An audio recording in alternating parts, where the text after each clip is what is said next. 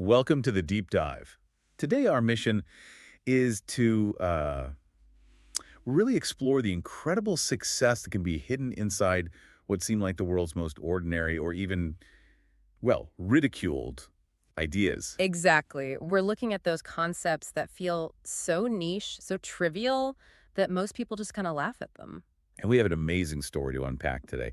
We're looking at the journey of Priya Singh, a kitchen gadget designer who took what was basically a joke to most people, The left-handed spatula. the left-handed spatula, and she turned it into a real successful business. It's just a fantastic story because it offers so much courage and, practical wisdom for anyone out there who's sitting on a quote-unquote crazy idea. An idea that maybe your friends or family have sort of laughed out of the room. Yeah, what's fascinating here is how success so often just hides in plain sight. It's masked by that laughter or dismissal.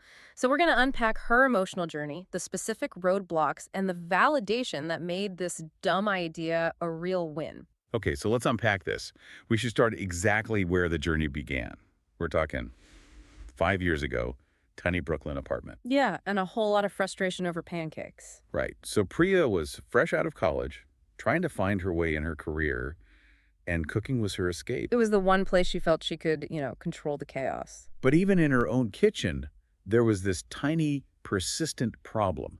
A problem specifically for left-handed people. Exactly. Every single time she picked up a spatula, the angle just felt wrong. Fundamentally wrong. And it wasn't just a small annoyance. No, it had real consequences. The sources mentioned this one specific morning she's making pancakes, and because she's left-handed, the beveled edge of the spatula is basically working against her, So she goes to flip a pancake. and half the batter goes right onto the stove. Right. And she said the mess was, it was both frustrating but also kind of absurdly funny. It was this silly problem causing real irritation. And this is the moment, right? The problem was so normalized, so many lefties just make do, that it had become invisible. Until she finally said something. She was venting to her roommate and just blurted out, "Why isn't there just a left-handed spatula?" And the roommate's response was, perfect. So perfect. The roommate laughed and said, "Priya, that's so dumb. Just use the regular one." And that dismissal, that's what became the catalyst. It's that idea that society tells you to adapt to a flawed tool rather than demand a better one. And in that moment, she realized the problem wasn't her. The problem was the design. So she stopped adapting. The very next day, our sources say she grabbed some craft clay. The kind you'd use for making, like jewelry or something. Right, and she just shaped a spatula head exactly how she wished it were angled. And you have to think about the emotional impact here. She said the clay prototype looked ridiculous. I mean, it was lopsided, it was amateur. But it felt empowering. Completely. It felt like, for the first time, a kitchen tool actually saw her, it acknowledged her needs. This little silly object was. It was about questioning a lifetime of just making do. Which brings up a really good question for you listening. When does your own frustration get to that point? That point where you stop just complaining and you actually start trying to fix it. Even if the fix looks a little ridiculous at first. So here's where it gets really interesting. She has this clay prototype, this idea. But what happens when she actually shares it with people? The reactions were, well, they were terrible, to be frank. Not hostile, but just so dismissive. Some people thought it was funny, but then she got that ultimate put down, didn't she? Oh, yeah. The friend who said, "I'm sure left-handed people just learn to use regular spatulas. You're overthinking it." Oof, that one stings. It implies the problem isn't the tool, it's you. Exactly. And even her parents, who were supportive, were cautious. Her mom apparently said something like, "Maybe focus on your real job, honey." Which is code for, this is a cute hobby, but not a career. And that's when the external doubt starts to become your own internal voice. She started to really doubt herself, thinking, am I just being silly? Is this even a real thing? It got so bad she actually Googled left-handed spatula business failure. She was actively looking for proof that she should quit. That is just fascinating. She's looking for an excuse to give up before she even started. It's a kind of self-sabotage, right? But you can see why. She was getting all of this personal discouragement, this idea that if the problem was so common, a solution must already exist. And if it doesn't exist, then the problem must not be real. Precisely. So this raises a really important question. How do you keep going when everyone, including that little voice in your own head, thinks the problem you're solving just doesn't matter? You have to hold on to that original pain point. And she did. She pressed on. But the path from a clay model to an actual product it was rough. Okay, so let's detail those setbacks. Because it's one thing to have an idea, it's another to actually make it. The first huge hurdle was technical. She saved up her own money for a custom mold, which is not cheap. Not at all. But the online design program she needed to use was just way too complex. She spent weeks trying to figure out this CAD software and got nowhere. So then she tried to make a physical prototype herself. Yeah, she found a local makerspace, got a block of wood, and tried to hand carve it. And how'd that go? The final product came out super crooked, and when she actually tried to use it to flip an egg, it made the problem worse.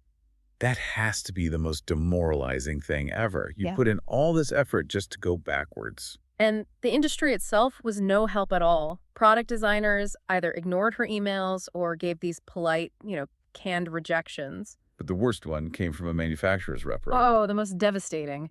He told her point blank, this is a product for a problem that doesn't exist. Wow, that's the emotional low point. The gatekeepers of the industry have literally told you your idea is worthless. She said she just went home and cried in her kitchen, surrounded by the smell of burned eggs, thinking, they're right, I really am being dumb. She was ready to quit. So what pulls you out of that kind of spiral? When you're convinced the world is right and you're wrong. You need proof. You need external validation that your pain is shared. And this is where the story takes a beautiful turn thanks to the internet. It really does. Feeling totally defeated, she takes a photo of that botched, crooked wooden prototype. The one that made things worse? That's the one. And she posts it in a Facebook group for left-handed people with a simple caption. Anyone else struggle with this? And the response. Explosive. Instant validation. The comments just blew up. Hundreds of people sharing their own stories of kitchen accidents, burned hands, dropped fish. Parents were tagging their left-handed kids, I read. Teachers were even asking if they could get classroom sets. In that one moment, she realized she wasn't alone. And she definitely wasn't ridiculous. The market was real. She'd just been looking for it in all the wrong places. She was asking the mass market for approval when she needed to ask her niche community. And that community did more than just offer emotional support. A product designer who was a member of that very group reached out. No way. Yeah. He saw her post and said, hey, I can help you fix that prototype. That single connection made all the difference. It's just incredible. So now she has the design help. She moves toward an actual launch. And that must have been, both terrifying and exhilarating. Absolutely. She was spending every spare dollar she had, constantly second-guessing herself, especially when an early batch from the factory failed a quality check. But the initial sales were slow, right? No. It wasn't an overnight success. Not at all. The first few months were very slow. She talks about sitting on her living room floor, just surrounded by boxes of spatulas, thinking it was all a giant flop. So what was the real breakthrough? What took it from a few dozen sales in a Facebook group to, real traction? It was that community validation, but on a bigger scale. A fairly well-known left-handed chef on Instagram just happened to find the product. Ah, the influencer effect. A natural one, yeah. He used it in a video, specifically called out how much easier it made his prep work, and shared the post. And that was the rocket fuel. Overnight, she got hundreds of orders. That led to kitchenware blogs writing about it, which led to small, independent kitchen stores reaching out. Her entire challenge shifted from proving the problem existed to logistics. To fulfillment and packaging and supply chain headaches. The problems of a real business. Exactly. She had made it. She'd gone from a solo hustle to a real operational business, serving a community that had always just been told to make do. And her whole experience gives us some really practical wisdom. 3 key pieces of advice for anyone who's sitting on their own dumb idea. Yeah, and the first one is so important. Redefine the problem. What does she mean by that? She says you have to look closely at the things you laugh at about your own struggles. If you feel left out, if a repeated annoyance makes you chuckle, you're probably onto a real market gap. Don't let other people tell you which problems are worth solving. That really flies in the face of the idea that you have to solve some huge global problem to be successful. It does. It's about finding that hyper-specific, ignored frustration.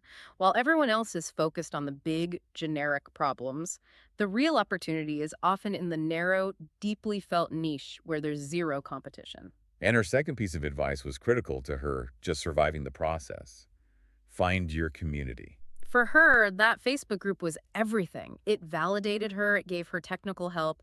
You have to find the people who feel the problem just as intensely as you do. And that community becomes your emotional support, But it's also your first market. They're more than a market. They become your champions. They're your first positive reviews. They're the ones who will tell everyone they know because you finally saw them. Right. And her final piece of advice was about managing expectations. Yeah, she's very clear that success is not glamorous. Her reality wasn't a big check. It was sitting on the floor with packing tape and stressing over customs forms. Success often just looks like unglamorous grunt work. The passion for solving the problem has to be greater than the tedious reality of running the business.